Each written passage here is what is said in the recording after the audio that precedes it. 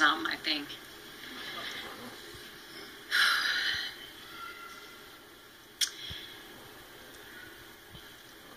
This is incredible.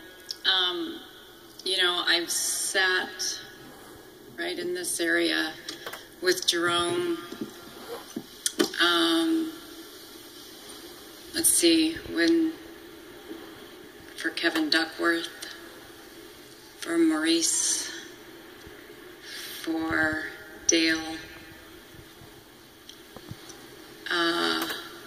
for their services, and held his hand. And I every time looked at him and said, "Don't ever do that to me." It's amazing to think I'm standing here. So first, I just wanted to thank you all so much for the outpouring of love and support for my family. Thank you to the Trailblazer organization for everything that you've done for me and the continued support and encouragement. Jerome loved the Trailblazers so much. He was so proud to be part of this organization. You know, people often would ask me if I would get bothered by getting interrupted, stopped, or handed the camera to be the picture man. My answer was always no. It didn't bother me because I knew how much Jerome loved the fans. He truly did. He once told me the reason why he would stop to sign an autograph or take a picture was because he was grateful that people still remembered him. Clearly, he's remembered.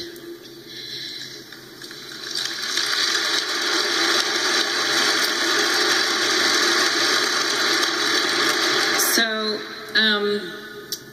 I never really watched Jerome play basketball, other than what I like to call the Icy Hot League. Kind of when, like, the old guys get together on, like, a Saturday morning, you walk in the gym, it kind of burns your eyes a little bit from all that stuff they rub on. Yeah. I never told him that's what I called it. Actually, Terry Porter was my favorite player. Well, that's what I told him. He would always get mad at me. How could Terry be your favorite player? Who do you think was getting in the ball? Well, I never really saw Terry play either. But it was just how I kind of poked fun at him. So my story about Jerome really doesn't have anything to do with basketball. My story with Jerome was a complete love story. The man that I know was loving, caring, thoughtful, kind-hearted husband, father, grandpa. Jerome and I, along with our 4 children, Kiara, Mackenzie, Maddie, Brendan, and granddaughter Harley, led a very simple life. If he didn't have an event to attend or a Blazer game, most nights we spent at home. He was very much a family man and enjoyed dinner with our kids, where we sat at the table every night together. He made sure we prayed at every meal, whether at home or at a restaurant.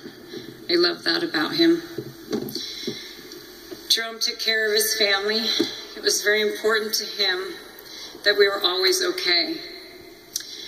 When I first met him, I had just been diagnosed with multiple sclerosis.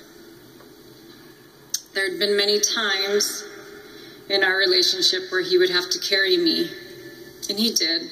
He would wrap his big arms around me. I knew I was safe. He never complained or made me feel like a burden. He just did. It was just Jerome being Jerome.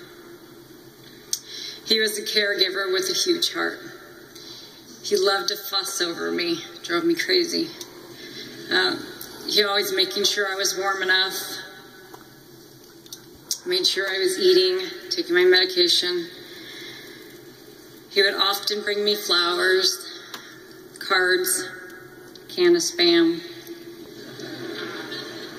I only ate Spam on special occasions, so it was kind of a treat.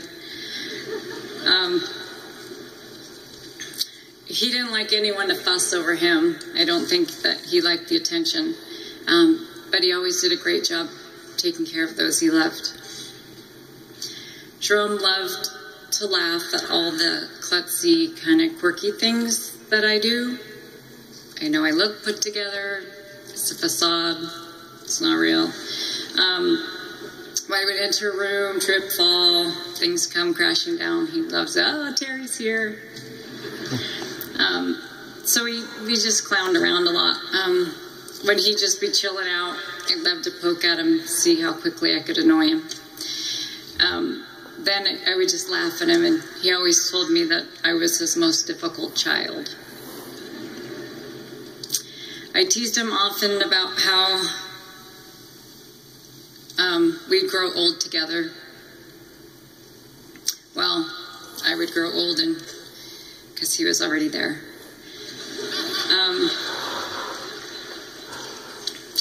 So if you knew Jerome, you knew he was a bit of a procrastinator.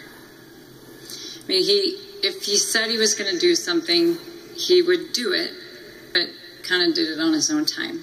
It took him nearly 9 years to marry me. During that time, I would always remind myself that God's timing is perfect. When we got married, it was all that. A perfect day. So beautiful. It was the happiest day of my life.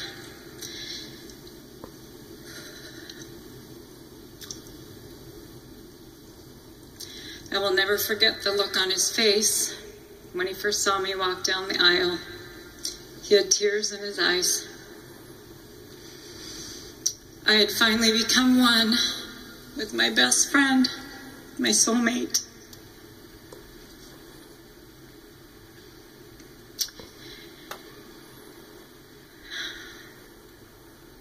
As I stand here right now, this very moment, I no longer feel like God's timing is perfect. This doesn't feel perfect at all. What I do know is God's timing is God's timing. It just is. Not once have I questioned why. I may never understand. I just pray that God gives me peace. I believe in the Lord Jesus Christ, and so did Jerome.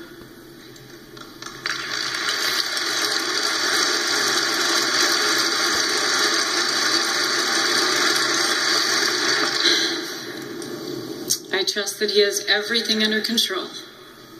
My hope is in heaven. Although my plan was to spend the rest of my life with Jerome, I am so thankful and so blessed that he loved me enough